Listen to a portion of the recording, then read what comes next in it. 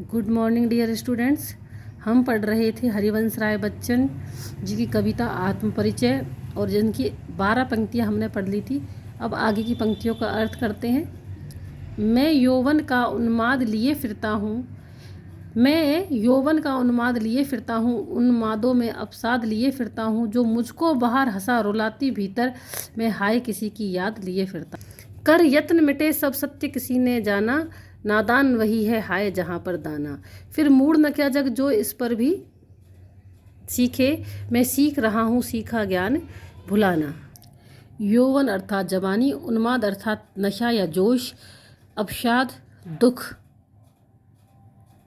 तो क्या कह रहे हैं हरिवंश राय बच्चन जी? कह रहे हैं कि मैं अपनी यौवन का जोश लिए घूम रहा हूँ, मैं अपनी जवानी का जोश लिए घूम रहा हूँ, उन्मादों में अवसाद लिए फिरता हूँ, और इस जोश के साथ मुझे एक गहरा दुख भी है, जो मुझको बाहर हंसा रुलाता भीतर।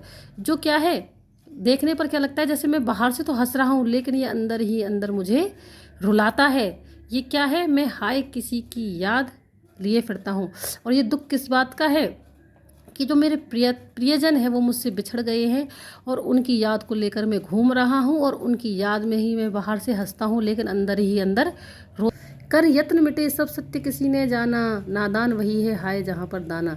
यत्न प्रयास मिटना समाप्त होना, दाना पुराने परिपाटी या जो पुराने लोगों की सीख दकियानुसी बातें चली आ रही है वहाँ के लिए आया है। मूढ़ अर्थात मूर्ख। ठीक है, तो क्या कह रहे हैं? कर यत्न मिटे सब, कि सब लोग ये प्रयास करके मट गए हैं, समाप्त हो गए हैं। सत्य किसी ने ना जाना, लेकिन कोई भी इस सत्य को नहीं जानता है। किस सत्य को?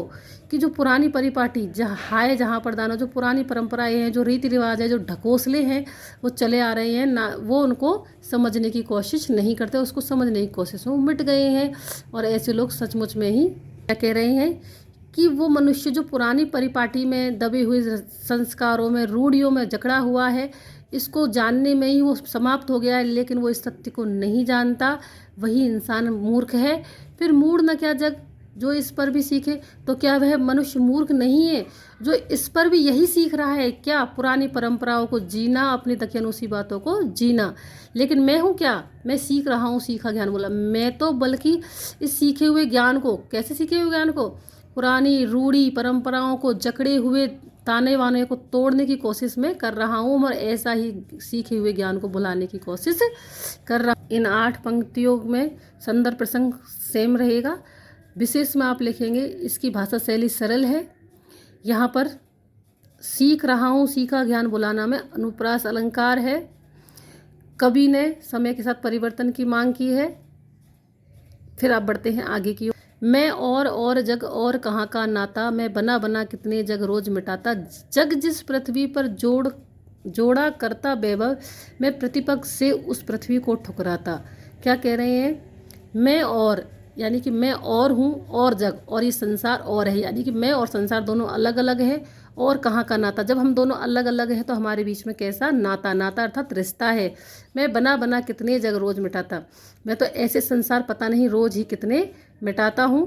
कवि ने पंक्ति की 12वीं लाइन में कहा था, मैं सपनों का संसार लिए फिरता हूँ, अर्थात वो तो अपने संसार को स्वयं ही बनाते हैं।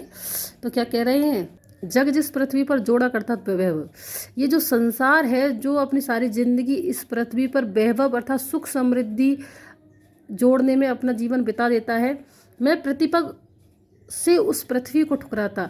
यहाँ वो पृथ्वी को ठुकराने के बाद यानी कि पृथ्वी का असम्मान नहीं कर रहे हैं, बल्कि वो कहना चाह रहे हैं कि मैं तो हर पग पर, हर कदम पर उस पृथ्वी को, किस पृथ्वी को? जिस पर लोग अपने वैभव सुख समृद्धि के जोड़ने में ही जीवन गुजार देते, उस पृथ्वी को मैं ठुकराता हूँ।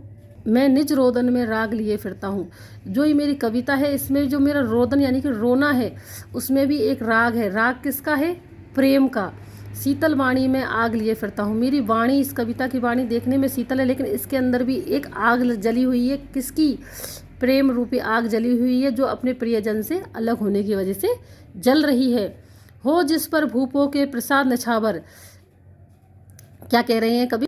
कह रहे हैं कवि कि कई राजा महाराजाओं ने अपने प्रियजनों की याद में बड़े बड़े महलों को भी न्यौछावर कर दिया है, लेकिन मैं अपने प्रियजन की याद में खंडर का भाग लिए फिरता हूँ। यानी कि मेरे दिल में तो उसकी यादें ही बची हुई हैं, तो इसीलिए वो कह रहे हैं कि मैं तो उनकी याद में सिर्फ एक खंडर का भाग लिए फिरता हूँ। संदर्भ प्रसंग सेम रहेगा। विशेष में देख लेते हैं। सरल भाषा है, सरल भाषा शैली का प्रयोग किया गया है। वियोग श्रृंगार का प्रयोग किया गया है। शीतल वाणी में आग लिए फिरता हूँ, इसमें विरोधाभास दिख रहा है। और यहाँ पर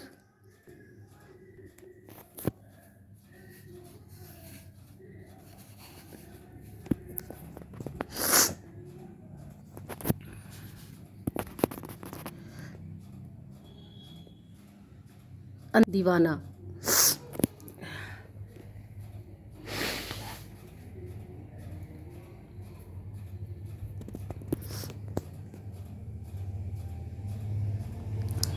हूँ,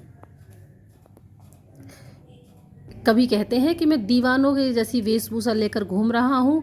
मैं मादकता अर्थात नशे में भी निशेष लिए फिरता हूँ, एक दुख लेकर घूम रहा हूँ जिसको सुनकर यह संसार झूम रहा है, झुक रहा है, लहरा रहा है।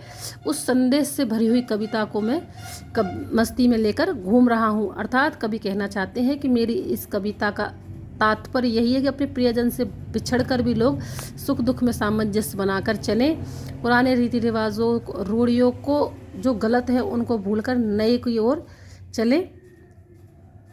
तो ये तो हुआ इन पंक्तियों का अर्थ। इसमें विशेष देख ले, इसमें भी वियोग श्रृंगार का प्रयोग किया गया है। भाषा शैली सरल है और कवि ने अपनी कविता के माध्यम से ये कह रहे हैं कि लोगों को दीवाने की भांति रहना चाहिए। यदि आपको ये कविता पसंद आई हो तो कमेंट सेक्शन में लिखिए। लाइक शेयर सब्सक्राइब ज़रूर कीजिए। Thank you. अब मिलेंगे। हरिवंश राय बच्चन जी की भाग 2 दिन जल्दी जल्दी ढलता है में।